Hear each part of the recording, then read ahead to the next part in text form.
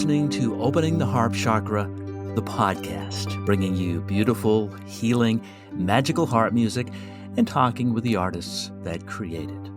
I'm your host, Jay Michaels, and today's guest was born in Norway. She currently lives in Denmark. She is a harpist, a harp therapist, a composer. She's released 3 solo albums and 2 harp cello albums, collaborating with her daughter. In 2018, she received a Roundglass Music Award for a Better World and uses her harp music within the Danish healthcare system. Joining us today from Denmark, Trine Opsahl. Hi, Trine. How are you today? Hi, Jay.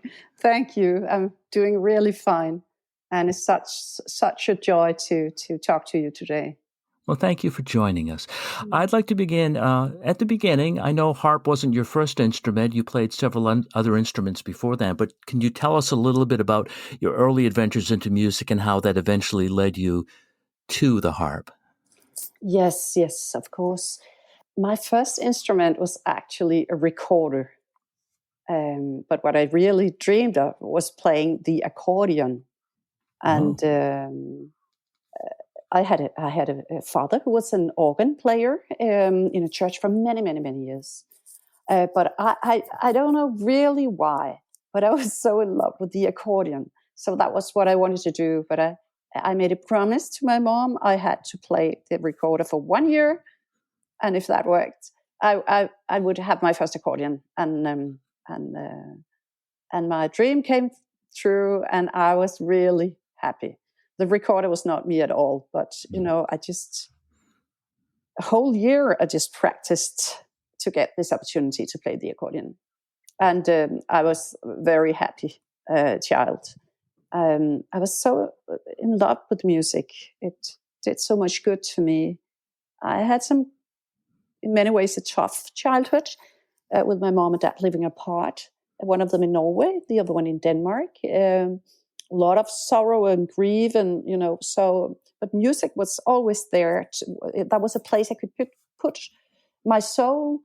It always brought me peace and silence and beauty and joy. And so I was really happy to play the accordion. And it was actually a lot of classical music.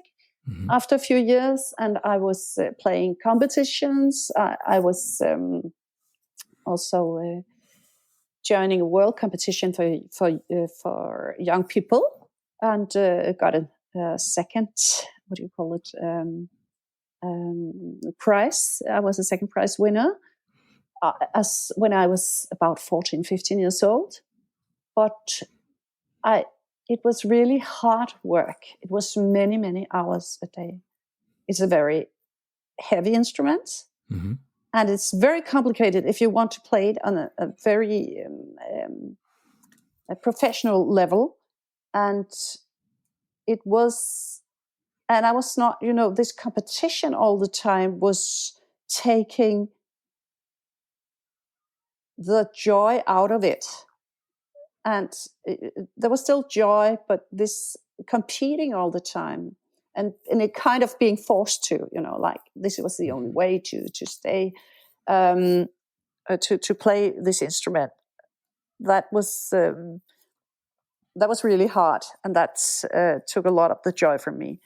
But then I got a bad wrist playing all too many hours on this instrument, so I quit it. And at the same time, I lost my father. He died when I was 15.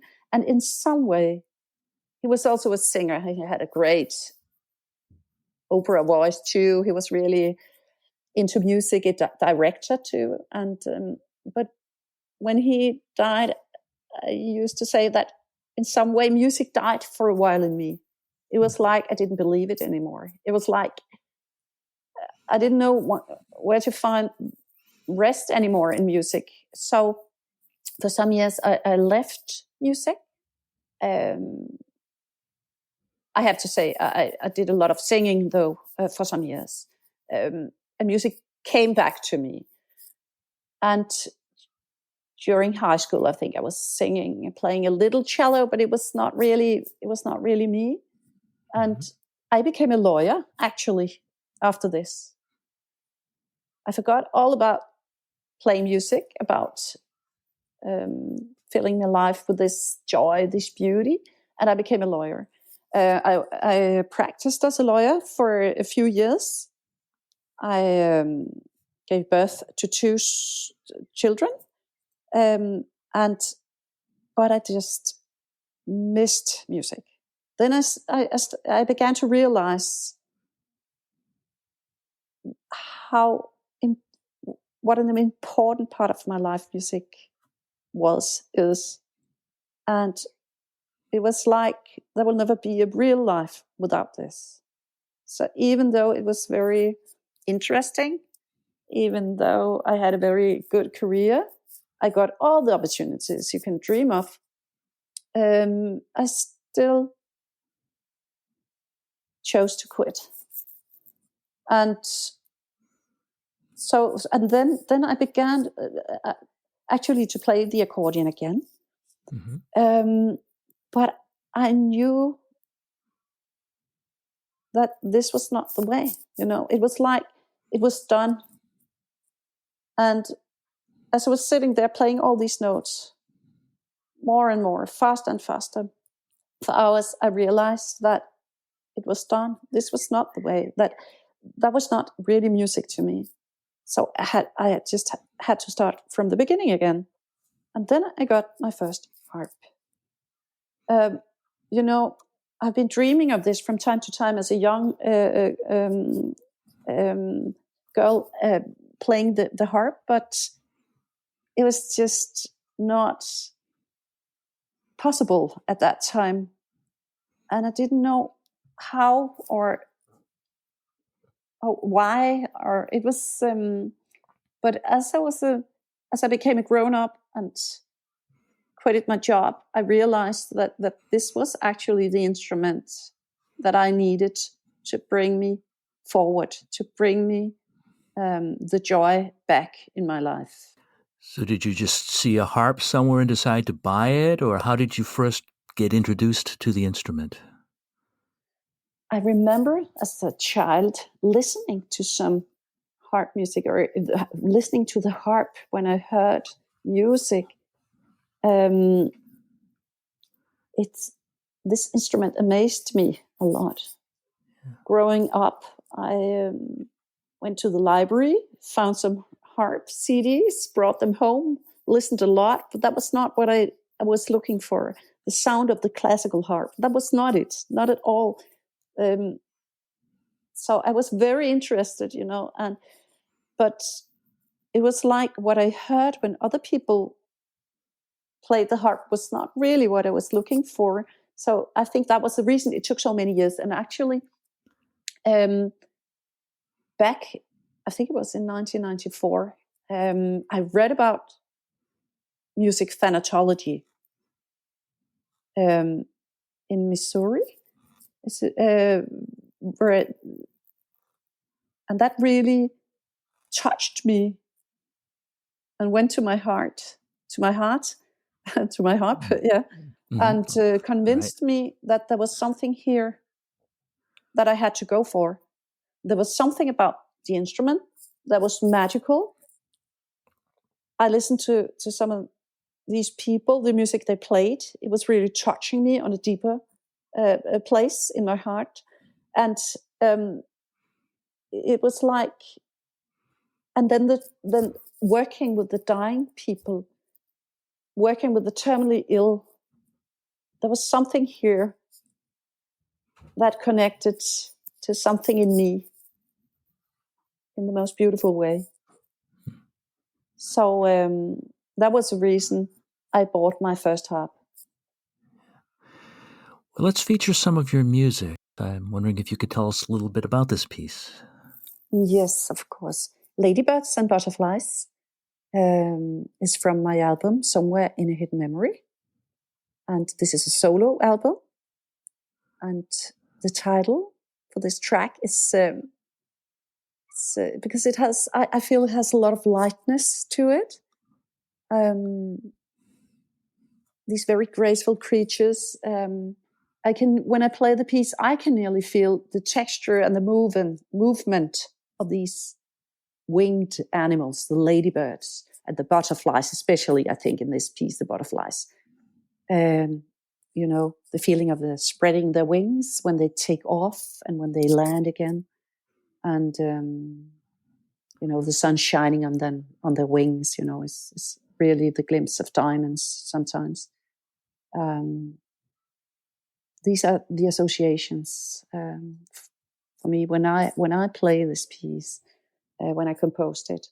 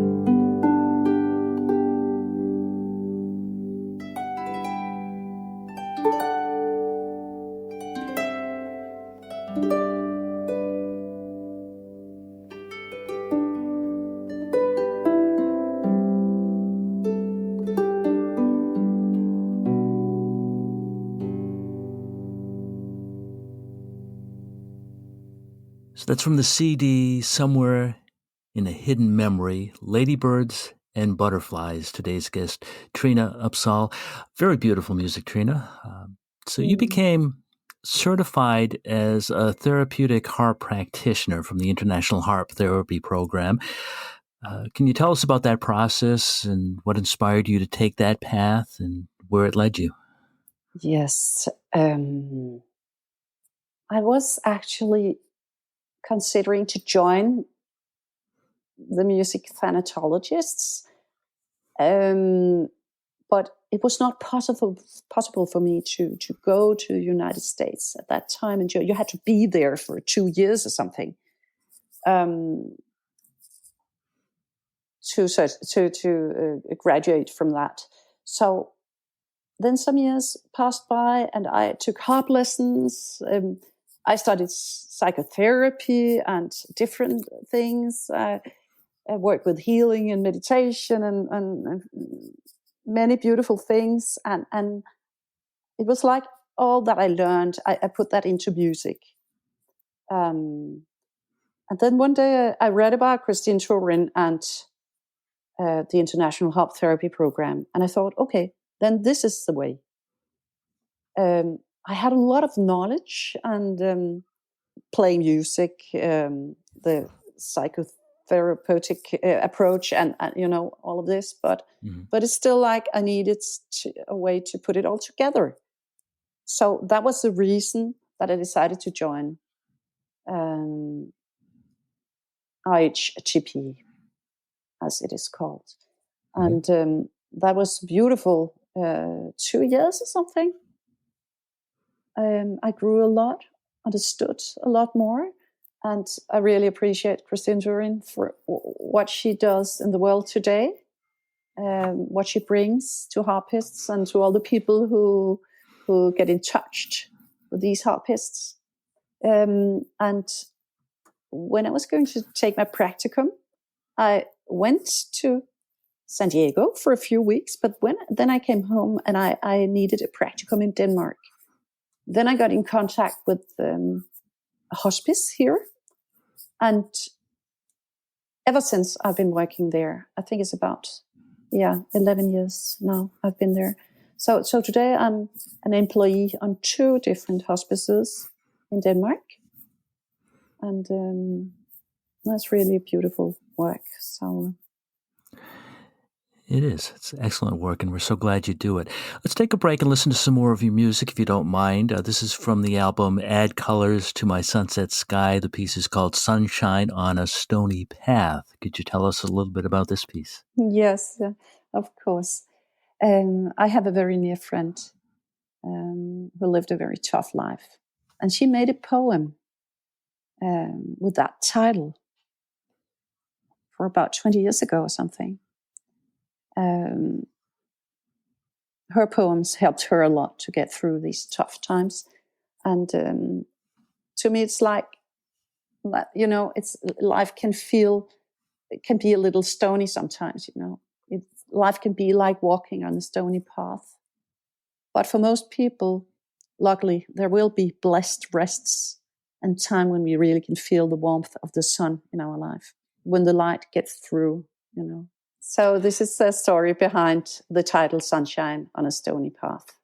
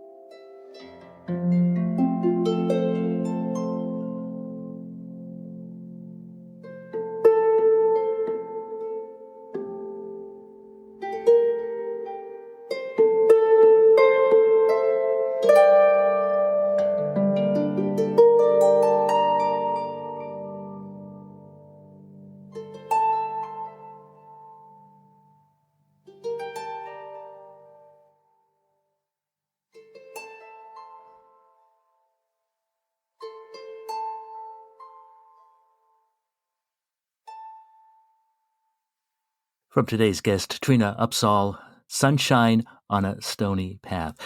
Trine, can you please share with us your thoughts about the harp as a healing instrument?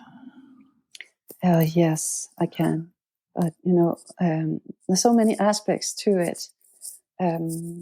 I have really realized through the years that it really is a healing instrument. It's been such a pleasure and joy, and it's been really fantastic to see what it does to people. It brings so much well-being to seriously ill patients and their relatives. And I think this instrument is some people call it magical instrument. I think that's right. All musical instruments can be healing, but there's something to the harp that's different. And I think it's one of the reasons are the vibrational patterns. When you play the harp, you have all these strings. You pluck a lot of strings, and you experience a quality of sound that is more than just one note. You have a lot of overtones, and overtones has a special effect on people. So you have corresponding overtones and undertones, but because the string is vibrating, it has a free vibration, So this rich mix of harmonics and sounds are just healing for the body, mind, and soul, I guess. Yeah. And then I feel, that there's much more to it. There's something also about the shape of the harp. It looks like, in one way, you can say an angel's wing, or some people say it looks like a heart. A heart. Sure. Yes. And it has an impact too on people. And then I think that the harp has both the melody line, and it has the harmonic part. Mm-hmm. And I often imagine that the melody line is a movement in time. The music moves horizontally and tells a story, while it moves on notes for notes. And that's a lot like a personal dream and history. But then we also have the harmonic part. And this one is not moving in time. It's rather a kind of what you would call a vertical movement. It's like it's an experience that connects heaven and earth in a more timeless state. So there is a special connection here. Of course, you can also feel the connection through the melody line, especially because you have this vibrational pattern that it all vibrate together, all the notes. Sure. But yeah, so there's something magical and much more, I guess. But that's some of the explanations. It does something to us. It's like maybe the stringed instruments have correspondence to the human body, to the muscle tension. Some people say, yeah. Yeah, people often comment that they feel it. They feel it in their chest. It's not just hearing, but they feel it too, which is really something. And the harp can be rhythmic, but it is so good at just getting you away from rhythm too, and just to this kind of open, airy, non-rhythmic vibe as well. It's very versatile, and of course, it's like you said, associated with angels. If you go back to the Lord of the Rings, and the elves, who are very angelic too, playing harp-like instruments. So I think in our ancient memories, we have that long-standing memories of the harp is Yeah, you're right. something beyond. Yeah, really, really. Yeah, and Yeah. it really has. It brings a feeling of tranquility and a perception of feeling free and safe, less tension and pain. That's very often the outcome of this. And like you say, people feel it different parts of the body. Maybe it really feels like your body is vibrating. I have experienced that a few times when it's really like the strings makes the body resonate in a way, like it feels a really vibrating experience, a sense of vibrating inside. So, Trine, you have a new album coming up soon. I'm wondering if you could tell us a little bit more about it, and perhaps we'll play a piece of music from it. Oh, that would be lovely. Yeah.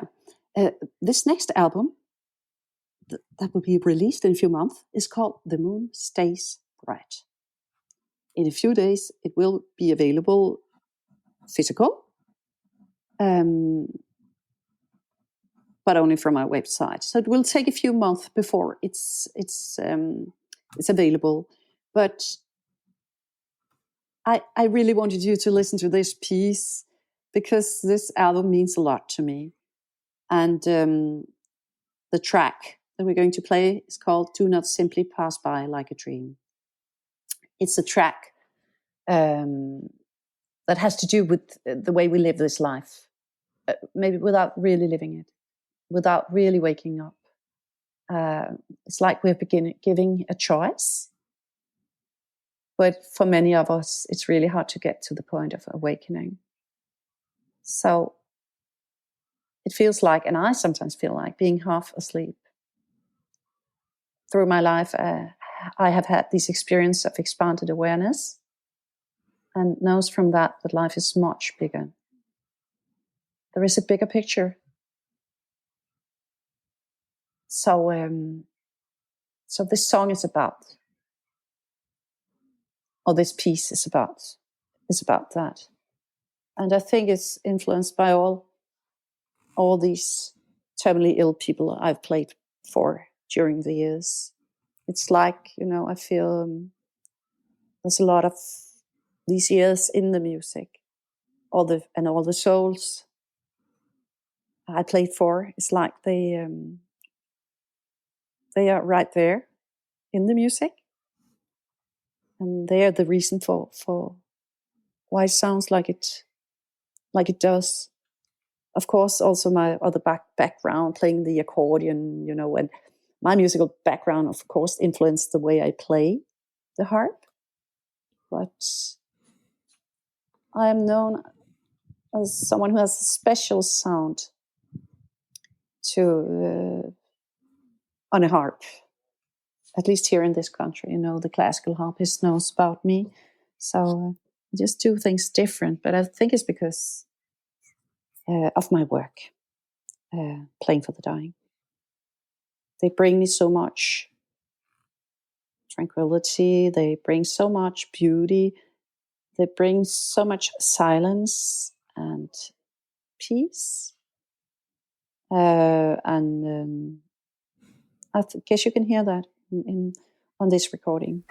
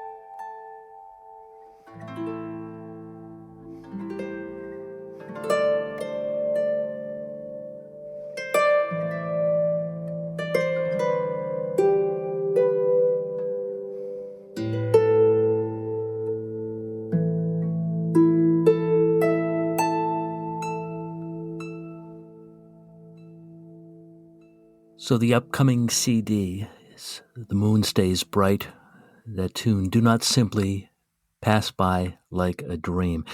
It's Trine Opsahl. Trine, English is not your first language, but the titles of all your songs, the titles of all your albums in English are just beautiful wordcraft. I mean, such nice titles, I have to say. Oh, that's wonderful to hear that. Yeah, no, I really, really appreciate them. Very poetic. Mm. Yeah.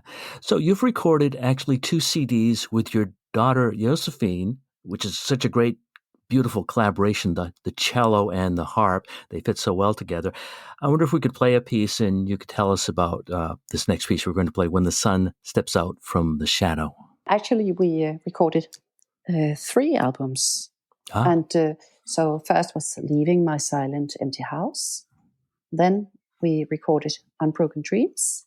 And then this track is from the album The Infinite Between Us, which is from January this year.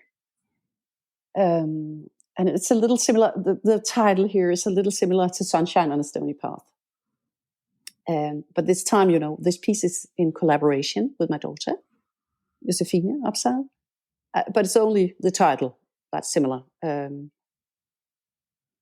is about, feeling spots of sunshine on the way, but also how happiness and light seems just one part of the story, like the two parts, yin and yang, the 2 poles. The one do not really exist without the other. No happiness without sorrow, no light without darkness. There's a dualism. And one of the rules, on this planet Earth. But there is something more not to forget behind, or, all this. But, yeah. And so this is in collaboration with Josephine, and she's a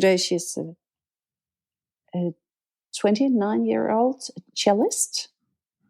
And she's... what do you call it, Jay? It's called well acclaimed. What do you call it? Is that right in English? Acclaimed, yes, acclaimed. Sure. Cellist. And it's just a wonderful collaboration to be able to work with her. She is a very... I have to say, I often call her an old soul. And I guess you will be able to hear that in her playing, in her cello playing. When we play together, it's like dancing, and it's very close. We get very close. It's like we're mother and daughter, but when we play music together, it's just like 2 souls. And I think, I hope, and I guess you will hear that when you listen to this track.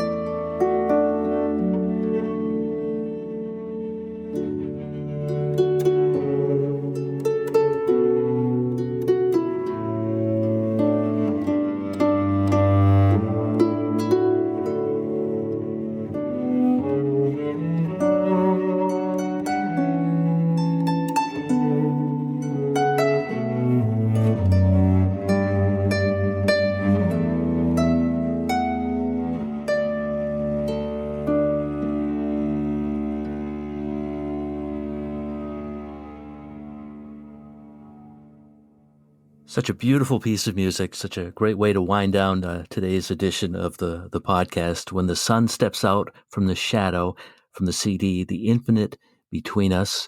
Our guest today, Trine Opsahl, and her daughter, Josephine, playing the cello and harp together. That was just great. Thank you so much for joining us. We will certainly include links to your website and your Facebook and YouTube. There's some wonderful videos of you and your daughter playing on YouTube, and you really just see that magic happening, that connection between you when you watch the videos. It's really a joy to watch. I've enjoyed looking at those videos many, many times.